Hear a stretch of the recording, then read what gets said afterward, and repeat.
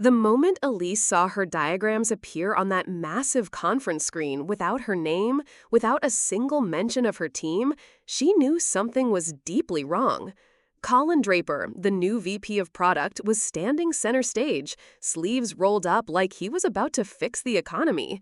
He clicked through slide after slide, talking about his revolutionary data engine, Novalink. Every chart, every line, every phrase came from Elise's hands, her nights, her code. And then, in front of the entire leadership team, he smiled and said, "Couldn't have done it without Elise. She's got magical fingers." Laughter. Applause. Someone even clapped him on the back. Elise didn't laugh. She couldn't. Something in her chest locked tight like a switch had flipped. She'd built that system from scratch over 18 brutal months, while Colin was still aligning vision decks. And now he was stealing the credit with the ease of a man who'd done it before. But no one seemed to notice. Or worse, no one cared.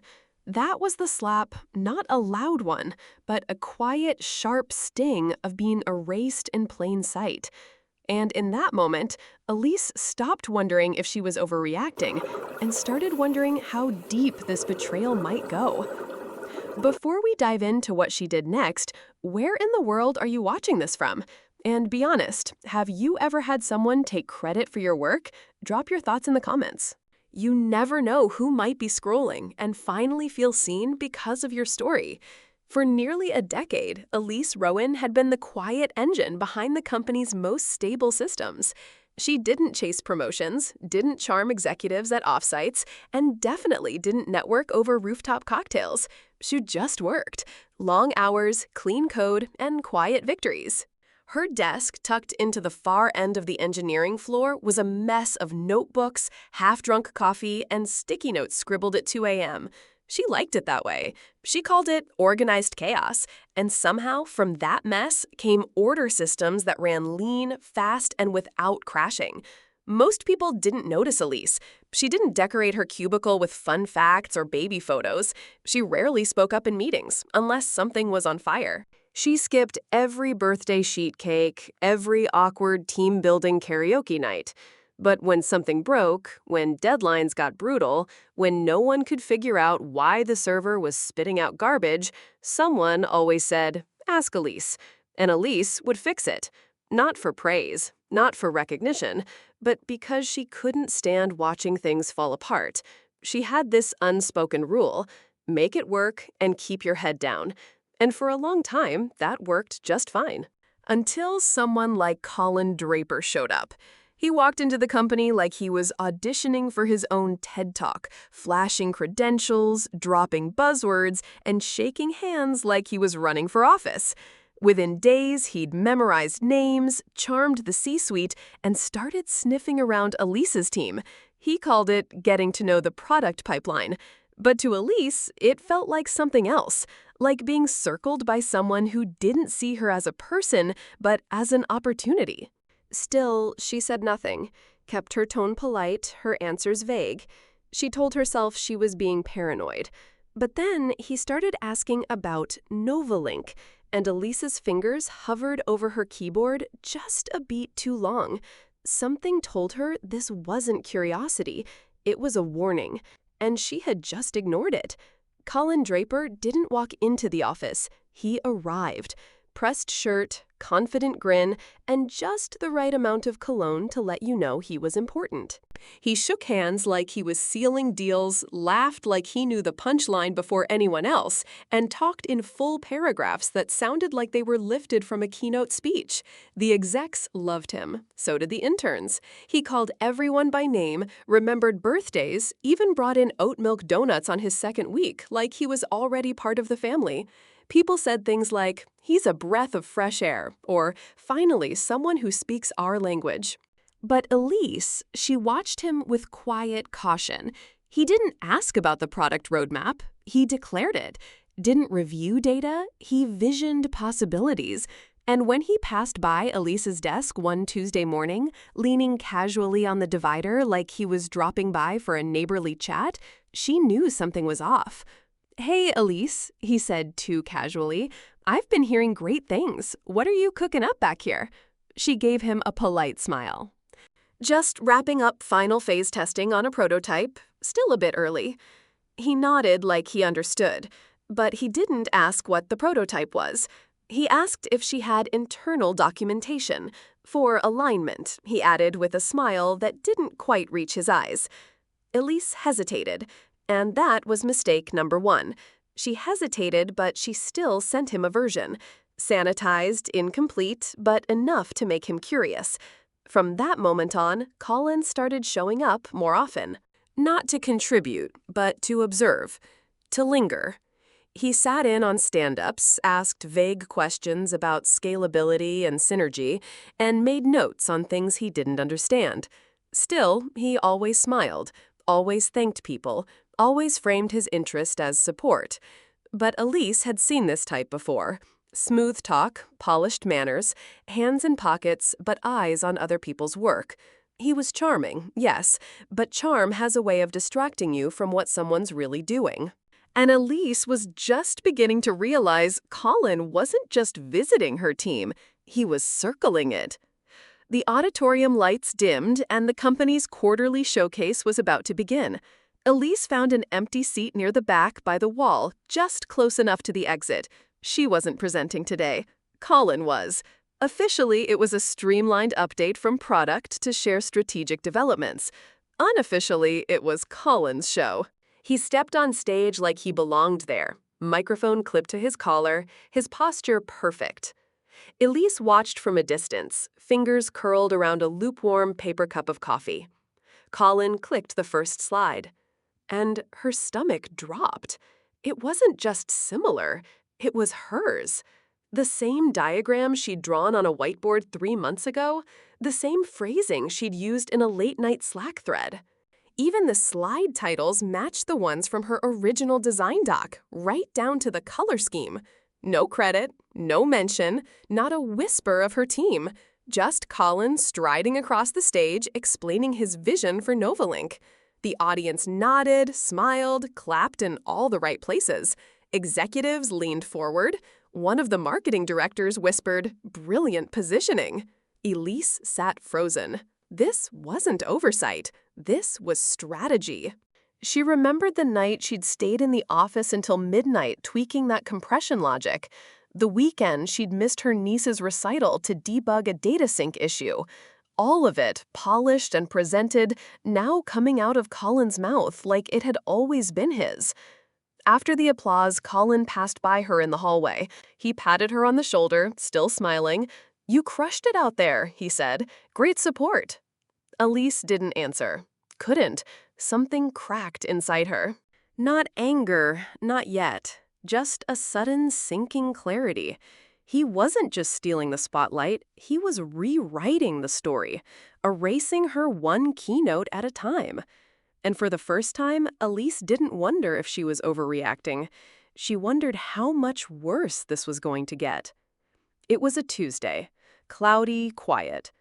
Elise arrived early like she always did, her laptop humming before most people had even swiped their badges. She wasn't expecting anything out of the ordinary, just another day navigating code deadlines and too strong office coffee. But the email was waiting. Subject line, Team Realignment, Strategic Opportunity. She clicked. Read it once, then again slower. It wasn't a termination. It wasn't even framed as a warning. In fact, the message was oddly cheerful. As part of our evolving structure, we're leveraging top talent in new areas. We're excited to transition you into a leadership supporting role within QA, where your technical insight will provide critical impact company-wide. QA. Elise blinked at the screen. She wasn't being promoted. She was being pushed, quietly, politely, out of her own domain. The lab she built, the systems she stabilized, the prototype she poured herself into, all of it gone. No discussion, no meeting, just a tidy little email dressed in HR-friendly optimism. A few minutes later, Colin stopped by her desk, all smiles and charm, like nothing had changed. "Hey," he said, handing her a manila folder. "I know it's a shift, but QA could really use your magic. Honestly, you're one of the few people I trust to get it right." He paused, like he was waiting for a thank you. Elise nodded barely. Inside, something twisted. She'd seen it before, when women got strategically repositioned out of visibility. When the phrase, "your skills are better suited here," really meant, "we don't want you in the room anymore." And this time, she wasn't naive enough to call it anything else. Still, she didn't argue. She didn't storm into HR or fire off a reply. She just opened the folder, read the assignment list, and quietly began planning her exit from the lab, not just physically, but mentally, because something had shifted, not just in the org chart, but inside her. And while Colin thought he'd just moved a piece off the board, Elise had already started studying the rules of the game. The QA floor felt like exile. Beige carpet, beige walls, beige silence. Elise sat in her new cubicle surrounded by the quiet hum of people who barely looked up from their screens. No one asked questions here. No one collaborated. It was a place you got sent when someone didn't want you seen. She didn't cry, didn't rage, just stared blankly at the corporate portal glowing on her screen. Her hands moved on instinct, clicking through tabs, scanning forms, opening the digital HR handbook she hadn't touched in years. Not because she expected to find hope, just something to anchor her in the freefall. And then, somewhere buried in a section labeled Intellectual Property and Innovation Policy, she saw it. Clause 17B. Her eyes narrowed. It read, "If a submitted internal invention is not registered for patent or IP protection within 30 calendar days of submission, rights automatically revert to the original creator." She read it again and again. No one ever talks about Clause 17B. It was part of a policy update last year, pushed through quietly during what the company called their Employment Modernization Initiative. She remembered rolling her eyes at it. Something Colin had championed as empowering creators, complete with a cringeworthy LinkedIn post about building cultures of trust. And now, it might be his undoing, because Elise had submitted Novalink's core architecture 12 days ago, through the official ticketing system, timestamped, documented, which meant if no one filed the patent by day 30, it was hers, legally, fully. She leaned back in her stiff new office chair, breath shallow but steady. The shock hadn't hit yet. Only a strange, glimmering awareness, like stumbling onto a back door no one else had noticed. She didn't smile, but something in her posture changed. Straighter, sharper, because now, for the first time since Colin walked through the front door, Elise wasn't cornered. She had time, she had proof, and she had a clause no one remembered. The only question was, would they file before the clock ran out, or had they already handed her the key to everything? Elise didn't say a word. Not to HR, not to legal, not even to the few teammates who still remembered her name. Instead, she counted 28 days, then 27, then 26. Every morning, she'd arrive on time, log in, and do just enough work to keep her Slack status green. But behind the scenes, she was building something else, her war chest. She started by downloading her original Git commits, timestamped, untouched. Then came the architecture drafts, the Figma diagrams, the Slack messages, where she'd explained Novalink's structure in painful detail. She exported Trello cards, meeting notes, Jira logs, anything with her name attached. Each file went into a private folder. Clean, clear, independent. She wasn't stealing anything. She was taking back what was already hers. Colin, meanwhile, was thriving, or at least pretending to. He strutted around the office like a man already planning his IPO wardrobe, talking about product velocity and scalable futures with his trademark grin. Elise noticed he'd started dropping Novalink's name in casual conversation, like he was testing how it sounded in other people's mouths. And yet, no sign of a patent, not in the internal tracker, not in the legal portal, not even a placeholder. Either they'd forgotten or they didn't think Elise mattered enough to worry about. That was fine, better even, because Elise didn't need attention. She needed time. And every day that passed without a filing was one step closer to something they couldn't undo. On day 25, she set a silent alarm on her phone for midnight day 30. No sound, just a subtle vibration, a private reminder, because this wasn't revenge, not yet. It was patience, and Elise was very, very good at waiting. But as the deadline crept closer and Colin started teasing a special product reveal in his next all hands, Elise knew something big was coming, and so was she. The morning of day 30 came quietly. No fireworks, no warning signs, just the usual buzz of bad coffee machines flickering fluorescence and coworkers pretending to care about calendar invites. Elise walked into the building like it was any other Monday. She tapped her badge, nodded politely to the receptionist, and made her way to her beige cubicle still tucked away in the forgotten corner of QA. Her face was calm, neutral, but inside the clock was screaming.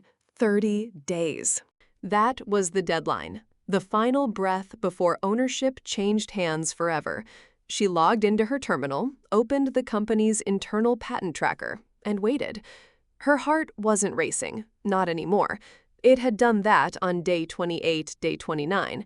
Now it just watched. She refreshed the page. Still nothing. No filing, no entry, not even a draft. She leaned back in her chair, letting the silence settle around her like armor. People buzzed by, clutching coffees, mumbling about Colin's upcoming keynote. Someone mentioned a press teaser. Another bragged about a preview deck Colin had shared with marketing. Novalink was everywhere. On lips, on slides, in Slack threads, everywhere except the patent registry. At 2:06 p.m., Elise opened a private browser window. Not from the company network, not using company devices, just her mobile hotspot, and a folder of evidence she had built with surgical precision. She logged into the U.S. Patent Office site, uploaded her design notes, her architectural diagrams, her commit logs, her metadata. Filled in her full name, Elise Rowan Inventor. She paid the $140 fee and clicked Submit.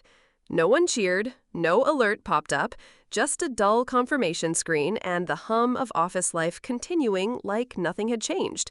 But something had. Elise had taken back what was hers, quietly, legally, irrevocably. She closed the tab, cleared her history, powered down her laptop like any other day, and when Colin posted a selfie that evening with the caption, "Big things coming soon," #Novalink, #Innovation Unleashed, she didn't like it, didn't comment, didn't even blink, because she knew what was really coming. And it had her name on it. 2 days after she filed the patent, Elise got an email. Not from HR, not from legal, not even from anyone inside her company. It was from someone at TaurusLink, the logistics giant, that had been quietly watching Novalink's development from the sidelines. They weren't just a prospective client. They were the client, the kind that could turn a project into a product and a product into a company-wide legend. The subject line was simple: Request for private discussion, IP clarification. Elise's hands hovered over the keyboard. Her instinct said to forward it, escalate, let legal handle it. But then she saw the signature. Marissa Kwan, lead counsel TaurusLink Ventures. Not some mid-level coordinator, not a sales liaison. This was a woman who didn't waste time. Elise replied with one line, available for a call, please advise. They met over Zoom the next morning. Elise in a cafe booth downtown, far from her company's network. Marissa in a sleek office with no distractions, only a sharp look and a sharper tone. Elise Rowan, she said, eyes locked on the screen. We've been watching the rollout closely. There's excitement around Novalink, but there's also chatter. Elise stayed quiet. We received a copy of your provisional patent, along with commit logs, architectural notes, and timestamps, all bearing your name. A pause. You didn't send them directly, but someone made sure we saw them. That part didn't matter. What mattered was what came next. Marissa leaned forward. Our legal team believes the claim is valid. And if it holds, we'd rather work with the rightful owner than risk exposure. Elise said nothing at first, just nodded, slowly. For the first time, someone wasn't asking if she was sure. They were asking how to move forward with her. By the end of the call, they'd scheduled a second meeting. Elise closed her laptop, sat still. The company didn't know yet. Colin definitely didn't. But Taurus Link knew, and that changed everything. It started with silence. Not the kind that fills a quiet office, but the kind that replaces the noise. The kind that makes people lower their voices and glance at each other over cubicle walls. By Tuesday morning, the Taurus Link integration team had gone dark. They stopped replying in shared channels, removed themselves from the project calendar. One product manager asked if their Wi-Fi was down. Another joked about Taurus pulling a diva move. But Elise knew better. At noon, a new entry appeared on the CTO's calendar. Emergency IP review, Novalink. No invite for Colin. He only found out when he tried to walk in, and the door clicked shut behind him. One of the junior legal associates shook her head. "Closed session," she whispered. By mid-afternoon, the C-suite was gathered behind locked doors. A copy of Elise's provisional patent sat on the table. Every timestamp, every Git commit, every unanswered email from weeks ago. Legal traced the IP trail. Asked who was responsible for filing, product pointed at legal. Legal pointed back. Nobody had done it. Nobody had checked, because nobody thought the quiet engineer in QA would ever matter. Colin tried to spin it, said it was a misunderstanding, a clerical delay, suggested Elise had acted unethically by filing solo. But the document didn't lie. Neither did the clause in the contract he had personally approved. HR opened a quiet internal audit. Not with announcements or memos, but with calendar invites and hushed appearances at desks. Elise's name showed up in Slack threads they'd ignored.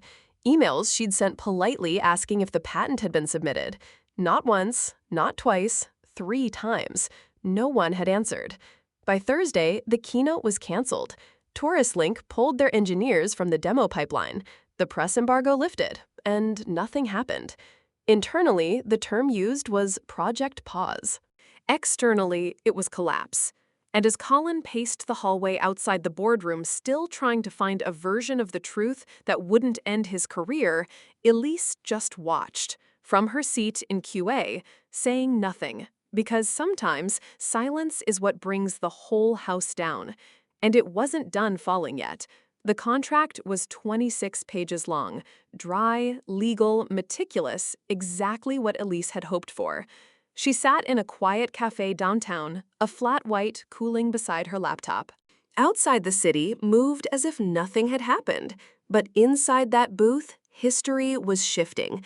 Across the screen, Marissa, from Taurus Link, smiled not wide, but with the kind of quiet confidence that said, "We're serious about this."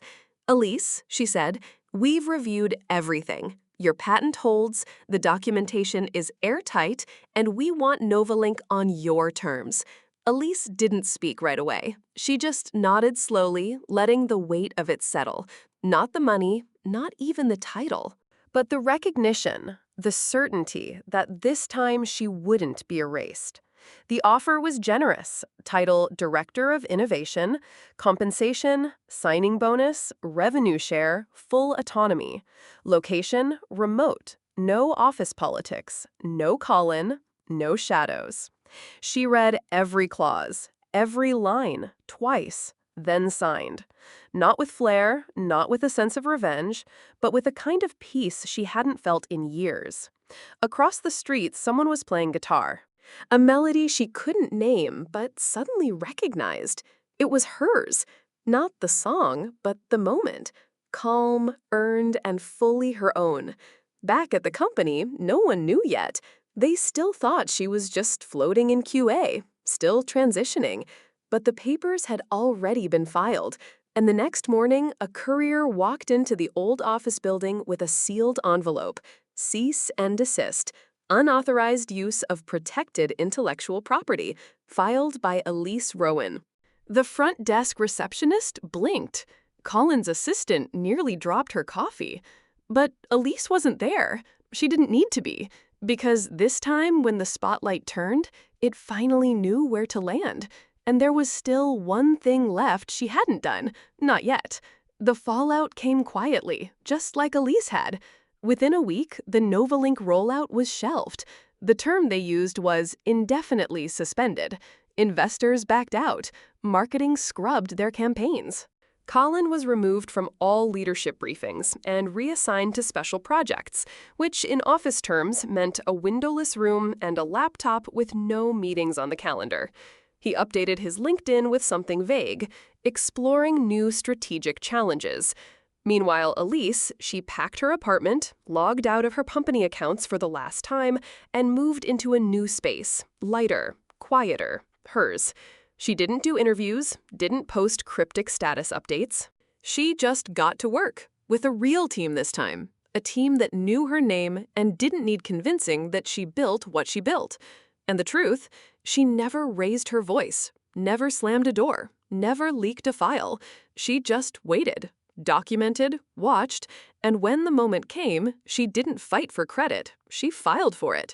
Because sometimes silence isn't weakness, it's patience, it's power in disguise.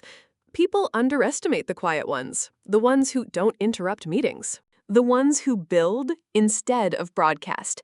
But eventually, if you erase someone enough times, they stop trying to be seen and start becoming undeniable. Elise never got an apology. She didn't need one. Her name was on the patent. Her story made the system blink. And for once, the world finally listened. What about you? Have you ever stayed silent only to realize your silence was the strongest thing in the room? Share your story in the comments. Someone out there might need to hear it.